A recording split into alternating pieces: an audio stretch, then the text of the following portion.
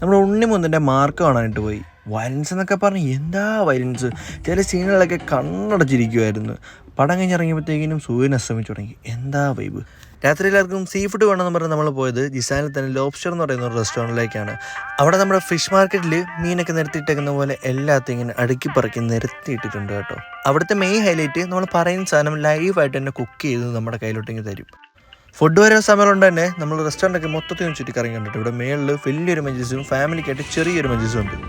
അപ്പോഴത്തേക്ക് നമ്മുടെ ഫുഡ് വന്നു പിന്നെ നമുക്ക് വേറെ ഒരു പരിപാടിയില്ല. നല്ല കിടിലൻ ഫിഷും ഈ ചോറ് തന്നെ പല വെറൈറ്റി ആട്ടോ. 3 വെറൈറ്റി ചോറാണ്. പേരൊന്നും എന്നോട് ചോദിക്കില്ല, എനിക്കത് അറിയത്തില്ല. അങ്ങനെ വലിയൊരു മൽപ്പിടുത്തത്തിന് ശേഷം നമ്മൾ മൊത്തം കഴിച്ചു കഴിഞ്ഞു കേട്ടോ. നമ്മുടെ മീൻ്റെയൊക്കെ ഒരു കോലം കണ്ടില്ലേ. എന്താണേലും അടിപൊളി ഫുഡായിരുന്നു കേട്ടോ. അതിനുശേഷം നമ്മൾ നേരെ ബീച്ചിൽ പോയി കുറച്ച് നേരം അവിടെ കാറ്റൊക്കെ കൊണ്ടിരുന്ന് നേരെ തുടങ്ങി.